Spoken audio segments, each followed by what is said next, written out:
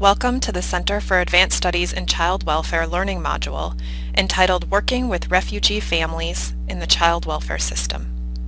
This module was created by Dr. Patricia Shannon and Jennifer Simmelink.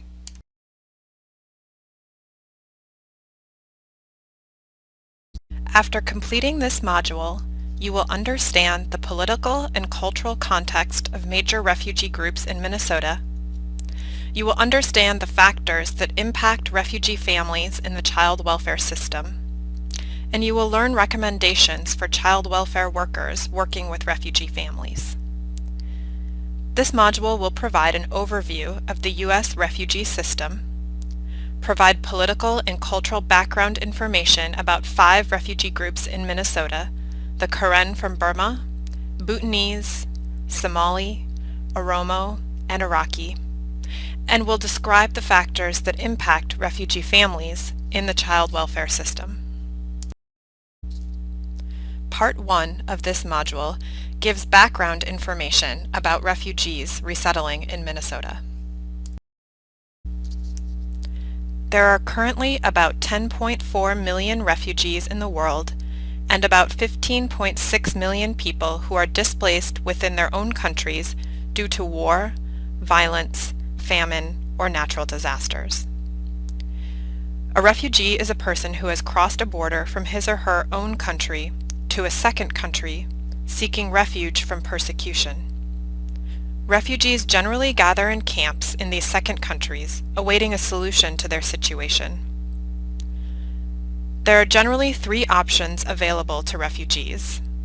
They can wait until the violence, persecution, or war in their own country has stopped and return to their homes.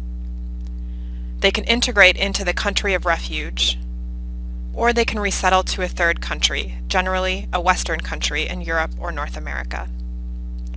The United Nations High Commissioner for Refugees is responsible for most refugee situations and works with refugee camps and receiving countries to resettle refugees. Refugee resettlement in the United States is overseen at the federal level by the Office of Refugee Resettlement. ORR determines with Congress the number of refugees accepted into the United States each year. In 2010, about 73,000 refugees were resettled in the United States. Along with 10 voluntary resettlement agencies throughout the country, ORR determines where refugees will be sent to live. Generally, refugees are reunited with families or resettled in cities where there is already a similar ethnic community. This slide describes the location of different refugee communities throughout the United States. Minnesota has one of the highest rates of resettlement per capita than any other city in the United States. In 2010, Minnesota resettled 2,318 refugees from more than 20 different countries. The largest refugee communities currently resettling in Minnesota are the Karen from Burma, Somalis, Iraqis, Bhutanese, and Oromos from Ethiopia. While each refugee group has a unique historical, cultural, and political context, there are some similarities between refugee groups. Most refugees have fled horrific experiences in their home countries and are at increased risk of developing PTSD or depression. Most refugees fled with very little besides their clothing. Many refugees are separated from family members and spend months or years with no knowledge of where their family members are. Many refugees wait for years in camps to either resettle in a third country or repatriate back to their homes. Many refugee camps are overcrowded and dangerous, and refugees often lack food or sanitary conditions. Some refugees are unable to leave camps to find work or go to school. Many refugee youth have significant gaps in their education. When refugees resettle in Western countries, they frequently arrive with very little knowledge of their new country or the language and few translatable employment skills. Refugees are given 90 days of social services upon arrival and 8 months of financial and medical support. Despite these significant barriers, many refugees are extremely resilient and adjust well to their new home. In fact, Minnesota is home to several strong and vibrant refugee communities. Children under the age of 15 make up a significant portion of refugees resettling in Minnesota. In 2010, 39% of the 2,318 refugees resettled in Minnesota were under the age of 15. The Oromo community from Ethiopia has the highest proportion of children under the age of 15 at 43%. In Part 2 of this module, you will learn about 5 different refugee groups resettling in Minnesota: the Karen from Burma, the Bhutanese, the Oromo from Ethiopia, the Somali, and the Iraqis.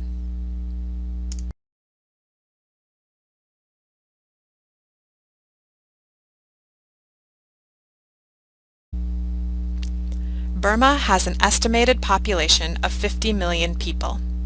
About 50% of the population is ethnic Burman, and the other 50% are made up of many ethnic groups that are culturally and linguistically unique.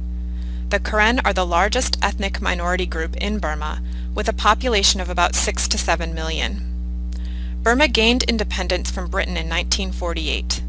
At that time, the Burmans gained control and began to oppress and marginalize ethnic minority groups. These minority groups, including the Karen, have been fighting for autonomy within Burma since then. Burma is currently ruled by a military dictatorship. The military government has perpetrated countless human rights abuses on the Karen and other ethnic minority groups. Human rights abuses include torture, imprisonment, forced relocation, rape, and killing.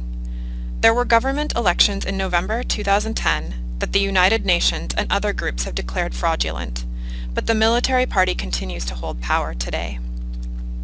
Refugees from Burma have been fleeing across the border into Thailand since 1980, and some refugees have been living in camps for 25 years. There are 9 camps along the border. These camps are closed, meaning that refugees are not allowed to leave the camps for any reason.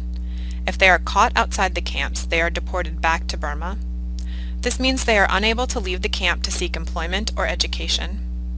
Refugees receive basic shelter, food, health care, and schooling in the camps, but the lack of freedom and the length of time refugees have been living in camps can lead to psychological and social strain. Refugees in camps often face harsh conditions, and issues such as domestic violence, rape, and substance use are common. There are currently about 97,000 refugees living in camps. Karen refugees began being resettled in the United States in 2005, and currently about 75,000 refugees have been resettled. Minnesota is home to about 3,500 Karen refugees. In Burma, most Karen were subsistence farmers and lived in small villages. Only 1 in 4 students studied beyond primary school. But many Karen in Thai refugee camps have some exposure to English. About 88% of Karen are Christian, and 11% are Buddhist. And many Karen incorporate animist beliefs into their religious practices. Karen families are small, with an average of 2 to 3 children.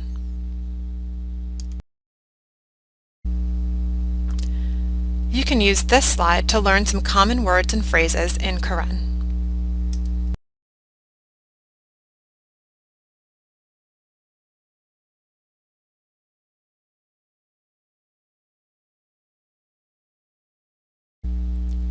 In this section of Part 2, you will learn about Somali refugees.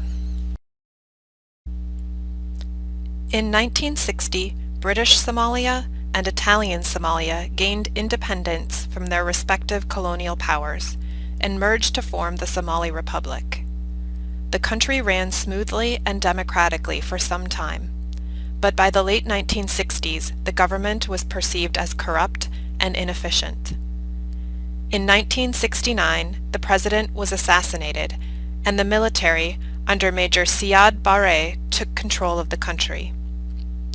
Initially, Siad Barre and his government enjoyed popular support.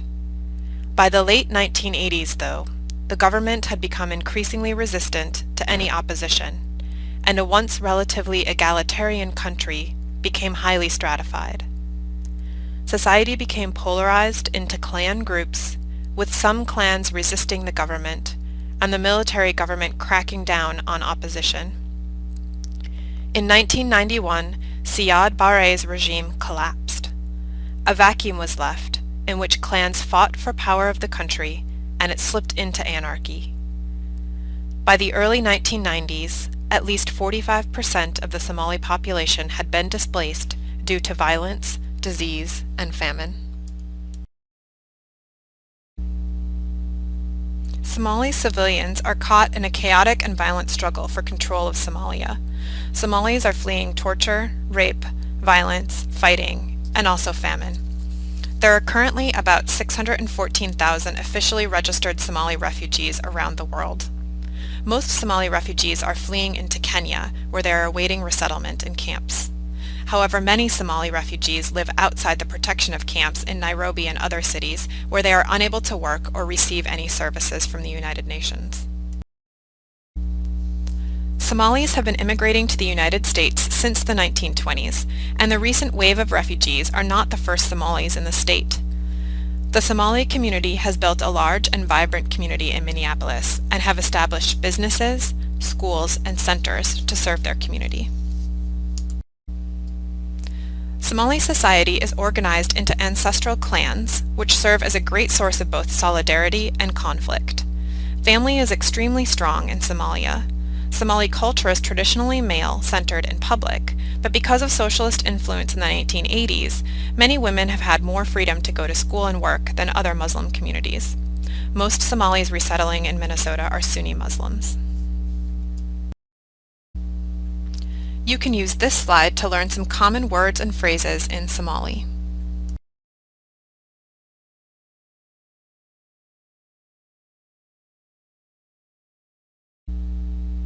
In this section of Part 2, you will learn about Oromo refugees from Ethiopia. The Oromo are the largest ethnic group in Ethiopia, with a population of 30 million. The Oromo claim an original homeland called Oromia within what is now Ethiopia. Under Ethiopia's current ruling government, the Oromo have experienced severe political and social oppression, including the banning of their language and cultural practices. The government is responsible for torture of Oromo dissidents, sexual violence against Oromo men and women, and extrajudicial executions. To prevent the resistance, the government has instituted a widespread culture of surveillance of communication, including email and telephone calls, and a crackdown on free press and freedom of association. In the 1980s, almost 2 million refugees fled Ethiopia, and by the 1990s there were almost 500,000 Ethiopians in the United States. It is difficult to count the number of Oromo refugees worldwide because statistics are compiled by country of origin, in this case Ethiopia, rather than ethnicity. Similarly, it is difficult to estimate the exact number of Oromo in Minnesota, although most agree it is the largest community in the U.S. Estimates of the population range from 7,500 to 20,000. Oromos typically live in extended family households. Oromo society is often patriarchal, with men making many of the decisions and solving disputes. Family and kinship are central to Oromo society. Oromos are Christian and Muslim, and some maintain the traditional Oromo religious belief in one god called Waka. You can use this slide to learn some common words and phrases in Oromo.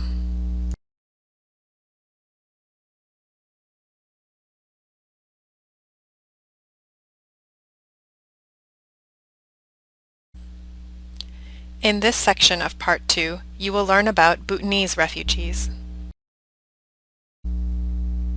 Since 1991, more than 100,000 refugees have fled Bhutan. There are three main ethnic groups in Bhutan. The Lhotshampas are of Nepali origin and primarily live in southern Bhutan, close to Nepal. Southern Bhutanese, including the Lhotshampas, speak Nepali and are primarily Hindu.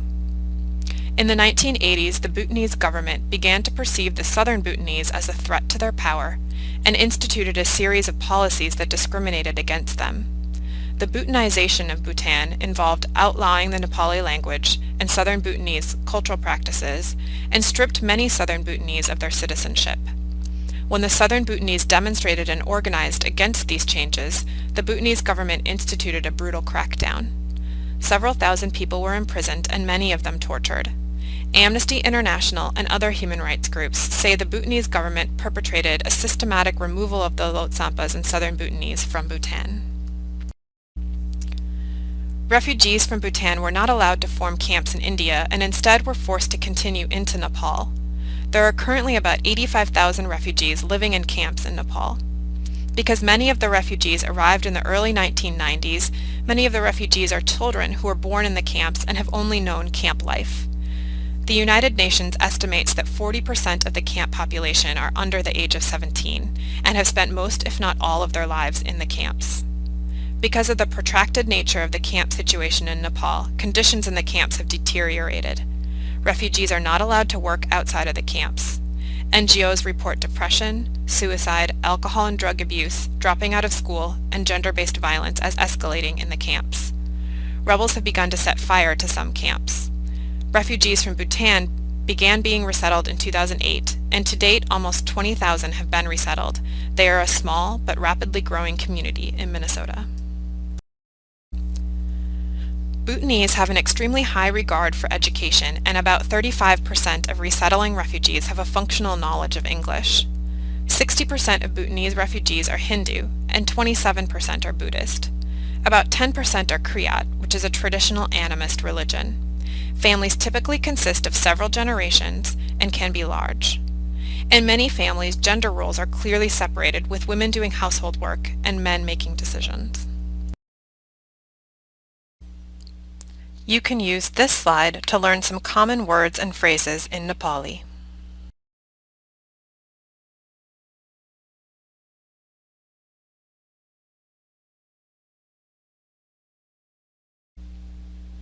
In this section of Part 2, you will learn about Iraqi refugees.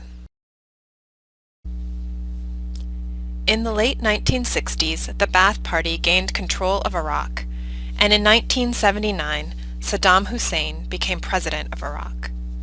The Ba'ath Party is a socialist, nationalist party and has been accused of perpetrating massive human rights violations against its opponents, including imprisonment, torture, and execution. The United States has fought 2 wars with Iraq. The first Gulf War was precipitated by Saddam Hussein's invasion of Kuwait. Kuwait had provided loans to Iraq during the Iran-Iraq War, and disagreements over repayment of those loans led to Iraq's invasion of Kuwait in 1990. In 1991, the United States launched an operation to liberate Kuwait. At the same time, Shias in the south launched an uprising against the Ba'ath regime. The regime responded with brutal retaliation. The second war in Iraq was precipitated by the attacks on the United States on September 11, 2001. The United States had attempted to oust Saddam Hussein from Iraq in the past, and the War on Terror provided a motivation to invade Iraq to remove the Ba'ath Party. Although the war has been declared over, Iraq has struggled to maintain law and order since the invasion, and more than 2 million Iraqi refugees have fled the country. Violence, insecurity, and crushing poverty remain significant issues in Iraq. The United Nations High Commissioner for Refugees estimates that more than 4 million Iraqis have been displaced by the war in Iraq and its aftermath. Of these, about 2 million people have found asylum in neighboring countries, where many eke out a marginal living in poor, inner-city neighborhoods, often by working illegally for low wages as laborers, drivers, and restaurant workers. Most Iraqi asylees are living in Syria and Jordan, but Iraqis have also sought asylum in Egypt, Iran, Lebanon, and Turkey. After the 1991 Gulf War, an estimated 12,000 Iraqis were admitted into the United States. More recently, Iraqis are a rapidly growing refugee population. Unlike other refugees, many Iraqi refugees in Jordan and Syria do not live in camps. Rather, they live in major cities. Therefore, they lack some of the protections and supports provided by living in a refugee camp. Medical and social services resources in host countries are limited. The biggest problem facing these refugees is finding legal employment in host countries. Iraqi youth face many barriers to accessing education in host countries. Many refugees have experienced rape, torture, kidnapping, blackmail, and imprisonment back in Iraq. The UNHCR has found that Iraqi refugees have extremely high levels of trauma, higher than is normal for many refugee populations. The Center for Disease Control estimates that 89% of Iraqis are suffering from depression and 67% from PTSD. Most Iraqis are either Sunni or Shia Muslim. Both Sunnis and Shias follow the same basic tenets of Islam and differ mostly on one main point.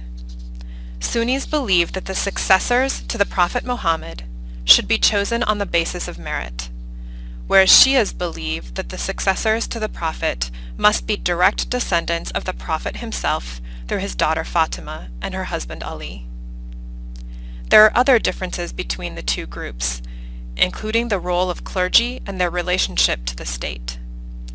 The Sunnis are a minority in Iraq, and there has been a continued struggle for power between Sunnis and Shias. The Sunnis were favored by the British and gained a majority in government roles during British occupation. After the war in 2003, Sunnis have been excluded from government positions, and the Shias now dominate. Iraqi refugees resettling in the United States frequently face anti-Arab and anti-Muslim sentiments, which can make acculturation difficult. Iraqis consider family unity and honor to be extremely important. In many Iraqi families, women hold a great deal of power, but in public often have less power than men.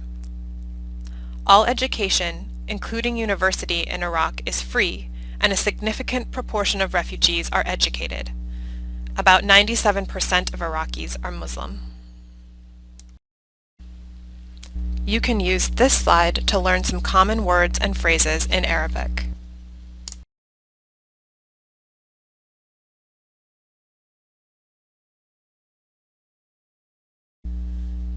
Part 3 of this module will describe different factors that impact refugee families within the child welfare system and make recommendations for child welfare workers. There are multiple factors that impact refugee families within the child welfare system. In this next section, we will discuss the effects of 5 different sets of factors: the impact of systems, family relationships, mental health, acculturation, and political and cultural context. Information for this section comes partially from preliminary data from a research project conducted by Dr. Patricia Shannon at the University of Minnesota School of Social Work. In 2009 and 2010, Dr. Patricia Shannon in the School of Social Work and Dr. Liz Wheeling in the Department of Family Social Science at the University of Minnesota conducted focus groups with refugees from 4 ethnic groups: the Karen, the Oromo, the Somali, and the Bhutanese. Dr. Shannon has worked as a psychologist for more than 10 years with refugees from around the world, including Iraqis, Karen, Oromo, Somali, and Bhutanese. The focus groups are part of a larger study that will develop and validate a brief mental health screening tool for newly resettled refugees. The study will also develop and test culturally grounded psychoeducation group interventions for specific refugee communities. Participants in the focus groups spoke about their experiences during conflict, flight, living in refugee camps, and resettlement. They spoke about their emotional responses to these experiences and the impact on their families and acculturation processes. The research team is currently analyzing the data from these focus groups and developing and validating the mental health screening tool. The information presented in this section of the module represents preliminary findings from the focus group data. Upon fleeing their home countries, refugees become part of multiple bureaucratic systems. Almost every aspect of their daily life in the camp is overseen by the United Nations, and their movements are controlled by national government and international bureaucratic systems. Governments and government systems are frequently responsible for the human rights violations suffered by refugees. Many refugees have significant and well-founded reasons for distrusting government systems because of previous experiences. Many refugees have learned to manipulate systems in order to survive.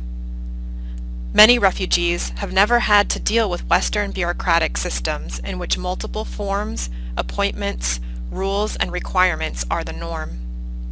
For these reasons, refugees can be distrustful of government systems like the child welfare system. It may take a significant amount of time for child welfare workers to gain the trust of refugee communities. Family relationships are significantly affected by the refugee and resettlement experience. Families may be separated, and some family members may be left behind in the home country or in the refugee camp. Many refugees resettled in the United States have family members who continue to be in great danger. Many children have lost one or more parent and may be being raised by a sister, an aunt, an uncle, a grandparent, or another family member. Refugees report increased levels of drug and alcohol use and domestic violence as a result of traumatic experiences and resettlement stress. After resettlement, many families experience role reversal or loss of role. Perhaps women who have never had to work outside of the home now have to go out and get a job. Youth who learn English faster and have more access to American culture may become more settled than parents, reversing the role of parent and child. As families acculturate, youth often learn English and adapt to the United States faster than elders, creating generational gaps. Traditional parenting practices in refugee communities may differ from the United States. Traditional medical practices may leave marks on the skin that can be mistaken for abuse, or parents may not understand rules and regulations that govern the parenting of children in the United States. Refugees in the focus groups that we conducted spoke about these family issues. A Somali refugee said, "Very recently, there are conflict arising between the spouse. These people have stress between a lot of issues, the issue of the life they passed that was fled from the home to the refugee camp to here. So it interferes with their personal lives, and when that interferes with their personal life, they get some household conflicts." A Karen refugee said, "He or she has so many stress that he doesn't speak up, but when he get drunk, he speak up, like everything in his heart, everything in there, everything they speak up. So when they speak up, they feel a little bit better, you know, instead of keeping it long time like that. They think alcohol their best friend to make them speak up or make their feeling." With these words, you can see the complicated relationship between family members, between stress and drug and alcohol use, and within family systems. Many refugees experience significant and multiple traumatic events in their home countries or in refugee camps prior to resettlement. Because of these experiences, they are at increased risk of mental and emotional distress related to past trauma, including nightmares, trouble sleeping, sadness, guilt, or loss of hope. Refugees may also experience mental and emotional difficulty during resettlement and the acculturation process. It can be difficult for refugees to find stable employment and housing, or acculturation may take longer than anticipated. These stressors can lead to increased rates of depression and anxiety during resettlement, and in fact may make the resettlement process longer and more difficult. Many refugees come from cultures where discussing mental and emotional distress is uncommon. They may have difficulty expressing these thoughts and feelings. Or refugees may use culturally specific words or phrases to describe their mental and emotional health that are difficult or impossible to translate into English. For example, in Karen, many emotions are described using the word heart, sad heart, fearful heart, or worried heart. When a Western doctor asks a Karen patient if he or she has heart trouble, this question could mean emotional difficulty to a Karen patient, but heart disease to a Western doctor. Conversely, asking some refugees about their emotional health using Western phrases like, "Do you feel blue?" may not make cultural or linguistic sense when translated.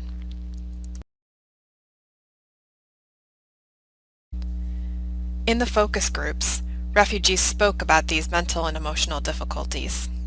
A Karen man said, "People are feeling unsafe because there is no security.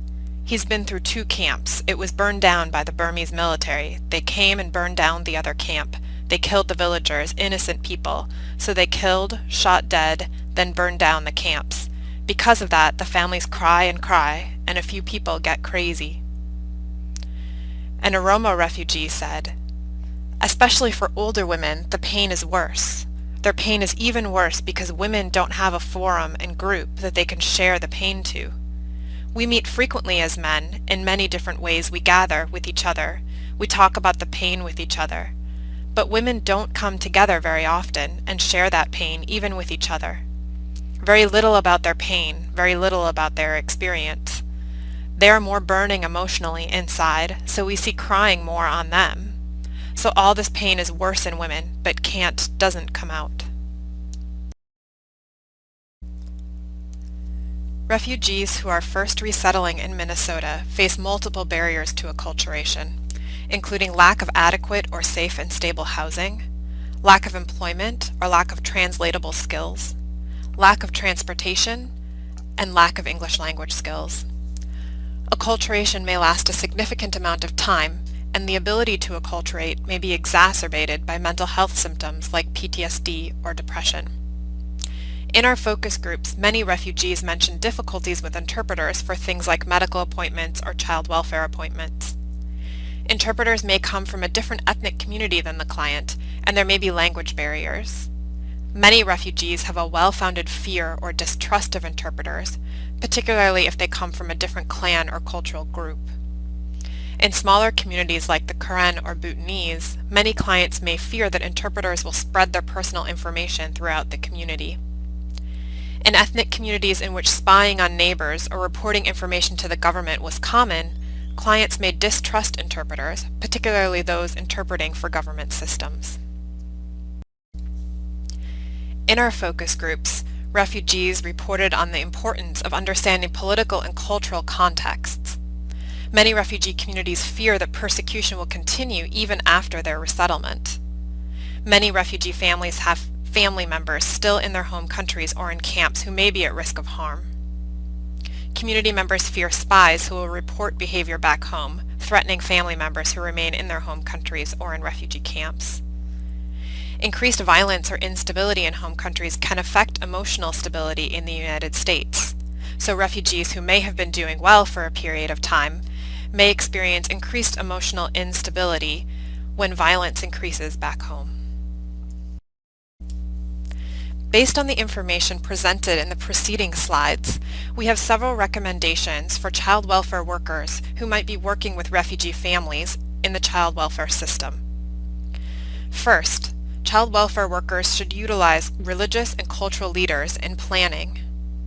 Second, child welfare workers should ask refugee families about their background and experiences, particularly social, political, and cultural contexts that may impact their relationship with the child welfare system. Third, child welfare workers should spend significant amounts of time building trust with their refugee families. Fourth, child welfare workers should learn how to work with interpreters and should ask refugee families if they are comfortable working with specific interpreters. Fifth, Child welfare workers should recognize the unique factors that impact relationships with the child welfare system.